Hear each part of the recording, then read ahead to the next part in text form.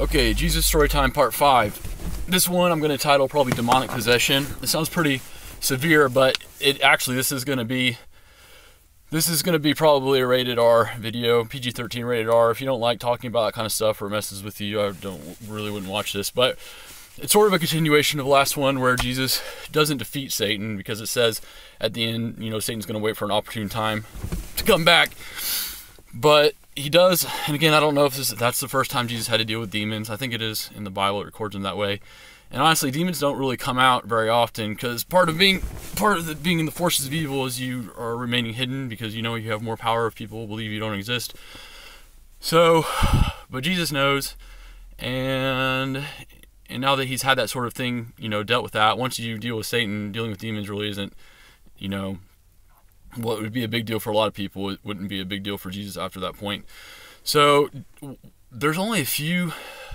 You think demons in the New Testament or the Gospels is a big thing, but there's only like a handful of situations where this happens, and the one that happens in 3 of the 4 Gospels, not in the book of John, was Legion. Now it's not mentioned as Legion in Matthew, but what you have here is, there's a lot of stuff in this story that really sheds light on how demons work and how you deal with them and things like that. So, and I haven't actually read this in the Bible in a long, long time, so I'm going to be paraphrasing a lot of stuff, and if I don't get the sequence of events exactly right, I apologize. So, okay.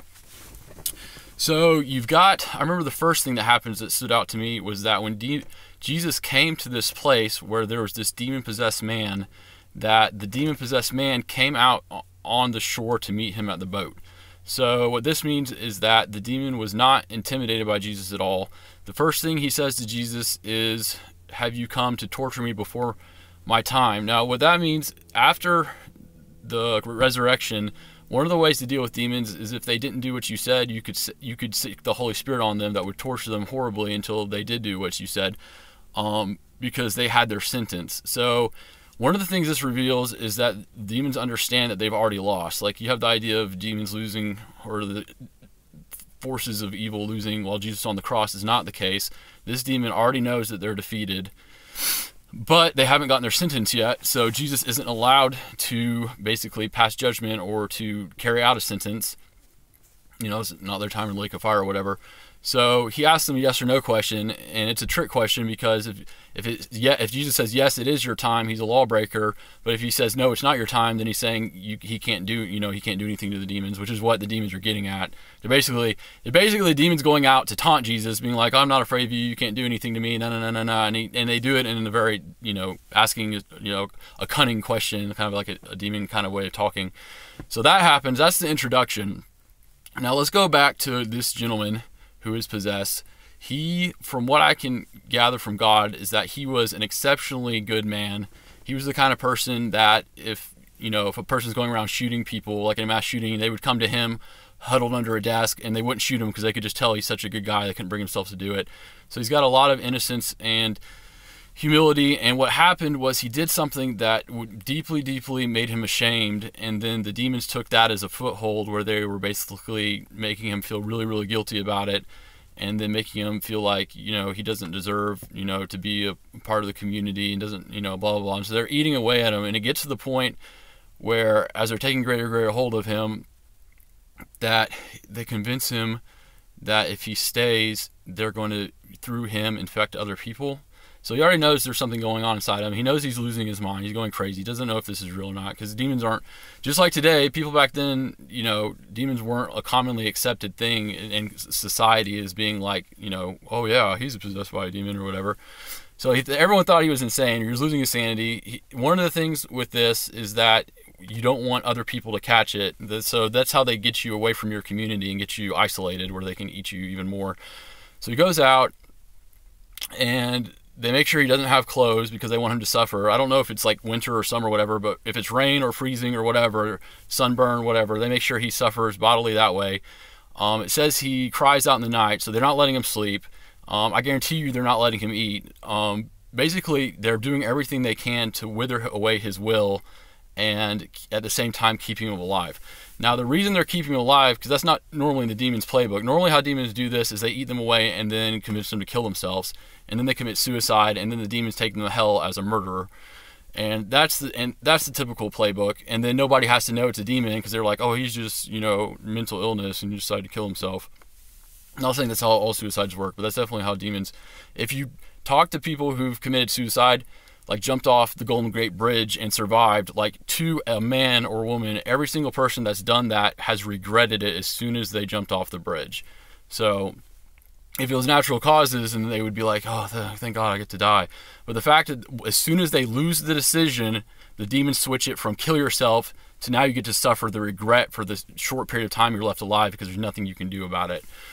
So that's, again, this gets, pretty evil, but that's how they work. So, and they're gaslighting him too, because not only are they taking his mind away and taking more of his will away. So like he tries to put on clothes and then they take over his body and they take the clothes back off. And this shows the community still loves him because he is dangerous at this point, and they don't kill him, they chain him up, which he was happy to do because he doesn't want to hurt anybody. And then the demons take over and rip the chains apart. And what he's thinking to himself is like, is this real? Am I really ripping chains apart? Because that's not possible. Or when he cuts himself, at that point, he's actually trying to kill himself. Because basically, when they take over your mind, they don't just make you go crazy. They make you suffer in a way that's just not describable under human experiences unless you go through it.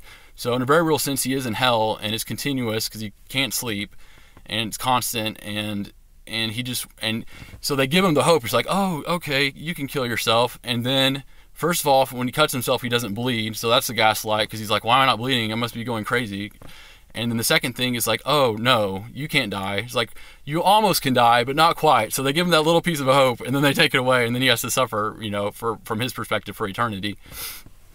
That's another thing they do. They take away when you take away their hope, they can't see into the future. So every moment feels like an eternal moment. And so it is like being in hell. Now, the reason they don't kill him is because they know about Jesus. And I don't know if Jesus knows about the man, but God definitely knows about the man. And Jesus, whether he realizes if he's there for his own reason or not, God has Jesus there because of this guy. And the demons know that. Basically, the demons are calling him out. And want to see, I don't know, Satan and demons are just insane because they know they're going to lose and they still do this stuff. I don't know, I can't really think like they do, but basically when Jesus comes, the first thing Jesus tries to do, if I remember correctly, is of course get the legion out of the man, and he commands them to come out. Now, knowing demons have to do what Jesus says, I don't know if it's because of why, I guess it's just because he's Jesus and he can command demons and has that authority. They don't. Now, the reason they don't, which was confused me, but basically what the demons did, they came out, they're talking through the man, and then as soon as Jesus says come out, they go away. So now when Jesus says come out, he's talking to the man, he's not talking to the demons anymore, because they knew what he was about to do, and then they disappear. And so what Jesus did, he's like, okay, so they're going to play that game where they're going to come in and out, where I can't. So then he asks, what's your name? And the disciples think he's talking to the man, but he's not. He's actually talking to the demons. The demons respond, and he knew, Jesus knew the demons love to like brag about themselves. Like you see like the villains in any like movie or TV show, how villains just like to talk about themselves and see how awesome they are and give away their plan for no reason except that's just how they are. And they talk about how there's 1,000 of them, which there really aren't 1,000 of them, and this and that and the other. And in the meantime, what Jesus is doing is he's actually binding them to the man, and they're not noticing this because this is completely unexpected. So if you don't know about exorcisms, binding, basically the best way to describe binding is if the demon was a criminal and Jesus was a police officer, and if you send a demon to a dry place or whatever, or the darkness or whatever, not into the darkness, that if you consider that to be jail, so the police officer is taking a criminal to jail, what binding would be putting on the handcuffs. So if it's a small demon, obviously, I mean, that's kind of optional, so you don't always have to bind. But if it's a bad demon, in the case of this guy, then it's very, very well should consider binding them first. So what Jesus did while he was having communication with this demon, and he made sure because they were talking, so they weren't disappearing, he went around and he's like, okay, so you don't want to leave the guy. Okay, you don't get to leave the guy. You're stuck to him. I won't let you leave the guy. And so, and then finally when they realize this, because you notice the next thing, what they'll do, they actually ask for permission to go into the pigs, Why are they asking for permission? Jesus was just kicking them out. Why now are they asking for permission? It's because he won't let them leave. And so, and they're afraid because now they, now they can't escape, and they're like, basically it's like, from their perspective, they're trapped. And so they're panicking, sort of like a claustrophobic thing, which is exactly what Jesus wants. You got to think these demons have existed for thousands of years, and Jesus has been here for 30 years, and he's already out. He's already out thinking them, like he's already tricking them, when really they're supposed to be the ones that they're tricksters. So it says a lot about Jesus' wisdom, and